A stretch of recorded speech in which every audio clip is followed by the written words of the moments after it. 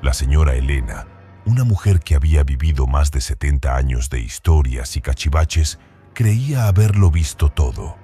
Por eso, cuando encontró a Lía en aquel polvoriento mercado de pulgas en Caracas, no sintió temor, sino una extraña fascinación. La muñeca de porcelana, de casi 1 metro de altura, vestía un descolorido traje de seda del siglo XIX. Su rostro, meticulosamente pintado, habría sido angelical si no fuera por esas cuencas vacías donde alguna vez brillaron ojos azules. La vendedora, una anciana con un pañuelo en la cabeza y ojos cansados, le había advertido con un hilo de voz: «Cuidado, señora, esa muñeca tiene hambre de compañía y no de la buena». Elena se rió, pensando que era una estrategia de venta. Al llegar a su apartamento en el Cafetal, Elena colocó a Lía en la vitrina de la sala, junto a su colección de figurillas. Al principio eran pequeños escalofríos, la sensación de un roce frío cuando pasaba junto a la muñeca, el inconfundible olor a naftalina que la seguía por toda la casa. Luego, los objetos empezaron a desaparecer y reaparecer en lugares insólitos. Sus gafas en la cocina, el control remoto dentro de un florero. Una noche, el suave tic-tac del reloj de pared se detuvo abruptamente a las 3 de la mañana, la hora del diablo, justo cuando un susurro helado pareció provenir de la sala, llamando su nombre en un tono gutural. Pero el verdadero terror comenzó con los ojos de Lía. Al principio, un tenue resplandor rojizo se formó en sus cuencas. Cada día que pasaba, el brillo se intensificaba, transformándose en 2 puntos carmesí, pulsantes y malignos, que parecían escudriñar su alma. Elena intentó cubrirlos, pero la luz traspasaba cualquier tela. Una madrugada, se despertó con un grito ahogado. Lía no estaba en la vitrina. Se encontraba al pie de su cama, la luna llena iluminando sus ojos escarlata. No solo la miraban, parecían succionar la poca calidez de la habitación. Elena sintió el aire denso, pesado, como si una presencia invisible la oprimiera. Supo entonces que la anciana del mercado no había exagerado. Lía no era una muñeca, era una entidad parasitaria que había elegido su hogar y su soledad para manifestarse, una presencia que hacía de Anabel una simple muñeca de juguete. Elena ya no estaba sola, y la compañía que había adquirido era la más terrorífica que jamás pudo imaginar.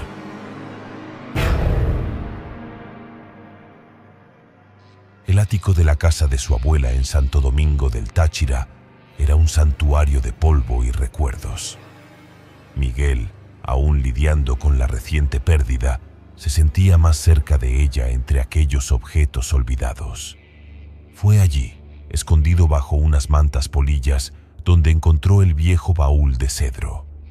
El aroma a madera y tiempo se mezclaba con un tufo rancio que le erizó los vellos de la nuca.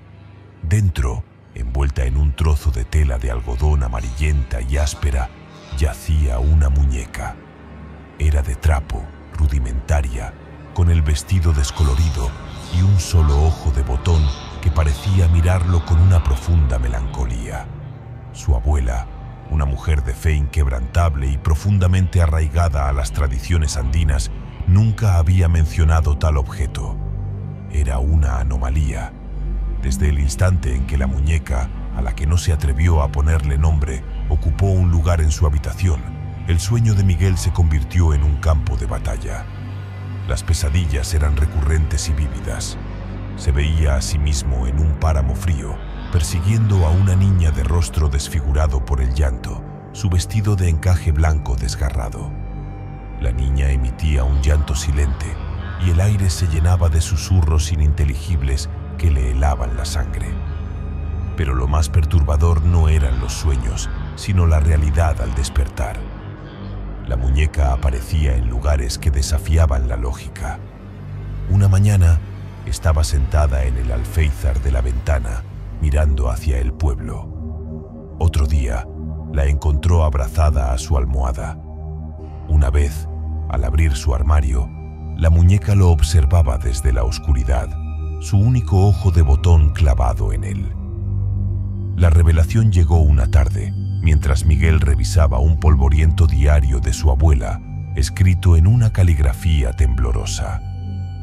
Entre las páginas amarillentas, leyó una entrada fechada 100 años atrás.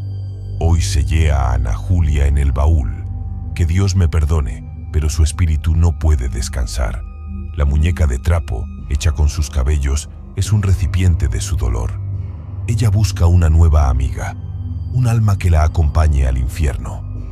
La abuela había intentado encarcelar el espíritu de una niña trágicamente fallecida en un accidente en el pueblo, un alma que se había adherido a la muñeca buscando no un juguete, sino una víctima.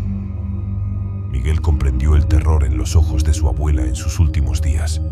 La muñeca de trapo de un solo ojo no solo quería jugar, quería terminar lo que había empezado hacía generaciones, y ahora él era el nuevo objetivo. Laura siempre se consideró una artista del detalle, una resucitadora de la belleza perdida. Su taller en Maracaibo, con el olor a madera vieja y barniz, era su santuario. Su último encargo era una pieza excepcional. Una muñeca victoriana que databa de 1880, una novia en miniatura con un vestido de seda descolorido y un velo de encaje finamente tejido, ya amarillento por el tiempo. La historia detrás de ella, contada por la adinerada familia que la poseía, hablaba de una joven que había muerto trágicamente el día de su boda, dejando la muñeca como su único vestigio. Laura encontró la historia romántica, aunque teñida de una tristeza casi tangible. Pero la novia silenciosa, como la apodó, pronto demostró ser diferente a cualquier otro trabajo. Una frialdad inusual emanaba de la muñeca, como si el ambiente a su alrededor bajara varios grados. Mientras Laura restauraba el encaje, los hilos de seda parecían enredarse por sí solos y las agujas se le escapaban de los dedos con una frustrante persistencia. Al caer la noche, cuando el taller quedaba en penumbras, la muñeca parecía cambiar de posición en la mesa de trabajo. Un brazo que antes estaba doblado ahora colgaba suelto, la cabeza girada levemente. Laura comenzó a escuchar un suave murmullo, un lamento ahogado que parecía provenir directamente del cuerpo de porcelana, una voz que no eran las corrientes de aire. Una madrugada, Laura se despertó sobresaltada por un sonido tenue, como de pasos arrastrándose por su pasillo. El corazón le latió desbocado. Con sigilo se asomó desde su habitación. La luz de la luna que entraba por la ventana iluminó una figura menuda con un velo nupcial que se movía lentamente hacia el taller. Era del tamaño de la muñeca. Laura cerró los ojos y contuvo la respiración. Cuando se atrevió a mirar de nuevo, la figura había desaparecido. Al amanecer, se armó de valor para entrar al taller. La novia silenciosa estaba tirada en el suelo, boca abajo, el velo que había restaurado minuciosamente, ahora rasgado en jirones y manchado de lo que parecía sangre seca o quizás vino, pero el color era inquietante. Laura no solo había restaurado una muñeca, sin saberlo, había reanimado un doloroso y vengativo espíritu nupcial, una novia que se negaba a ser olvidada y cuyo resentimiento superaba con creces cualquier maldad de Anabel. Daniel, un joven fotógrafo de lo insólito, siempre buscaba la pieza perfecta para su colección. En un bullicioso mercado callejero de Mérida, entre baratijas y antigüedades, sus ojos se posaron en una muñeca de ventrílocuo. Su rostro de madera, meticulosamente tallado, tenía una sonrisa permanente y unos ojos de cristal que parecían seguirlo a todas partes. El vendedor, un hombre mayor con una mirada cansada, le advirtió: «Este muñeco joven no necesita hablar. Él lo escucha todo y no es solo un objeto. Daniel, emocionado por la rareza, la compró por un precio irrisorio, pensando que había encontrado un tesoro. De regreso en su apartamento, Daniel colocó a la muñeca, a la que apodó el Mudo, en un sillón frente a un gran espejo de cuerpo entero en su sala, pensando en la atmósfera para sus futuras fotografías. Los primeros días fueron de expectación. Sin embargo, al revelar las fotos que tomaba del Mudo, siempre notaba una sombra extraña, como una distorsión, alrededor de la figura de madera. La inquietud comenzó cuando el espejo no solo reflejó su imagen, sino la de la muñeca, moviéndose sutilmente. Su sonrisa de madera parecía torcerse, sus ojos de cristal se entrecerraban ligeramente. Una tarde, mientras Daniel cenaba, vio el reflejo de El Mudo en el espejo. El muñeco, que estaba inmóvil en el sillón, en el reflejo, le guiñó un ojo lentamente. Su sonrisa se ensanchó en una mueca grotesca. El verdadero horror llegó una noche. Daniel se despertó sobresaltado por un estruendo. El gran espejo de la sala estaba resquebrajado, una grieta que se extendía desde la parte superior hasta abajo, dividiendo el reflejo de El Mudo justo por la mitad. Pero lo que lo heló hasta los huesos fue que el reflejo del muñeco, a pesar de la grieta, seguía sonriendo, una sonrisa torcida y siniestra que no correspondía con la expresión inmutable de la muñeca real. Daniel sintió una presencia gélida en la habitación. El Mudo no necesitaba voz para comunicar su maldad. Su maldición se manifestaba a través del reflejo, revelando una verdad que solo los más valientes podían soportar ver. Había traído a casa no solo un muñeco, sino una entidad que se alimentaba de la percepción, una maldad que se reía de las limitaciones de Annabelle. Las ruinas del orfanato Santa Marta, a las afueras de Valencia, eran el lugar perfecto para una expedición de adrenalina. Historias de niños desaparecidos y sombras susurrantes lo hacían irresistible para Ana y sus amigos. Entre el polvo y los escombros de lo que una vez fue una sala de juegos, Ana encontró una muñeca de trapo. Estaba descosida y con un vestido de volantes manchado, pero lo que la distinguía era una caja de música incrustada en su pecho. Curiosa, Ana giró la pequeña manivela y una canción de cuna comenzó a sonar, una melodía melancólica y extrañamente hermosa que parecía contener toda la tristeza del mundo.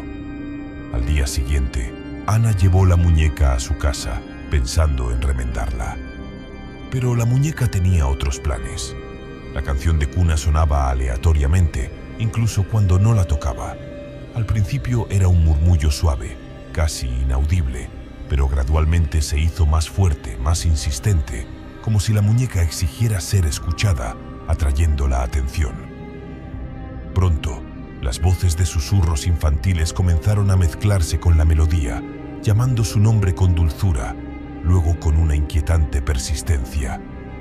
Ana sentía una presencia helada en su habitación, como si no estuviera sola.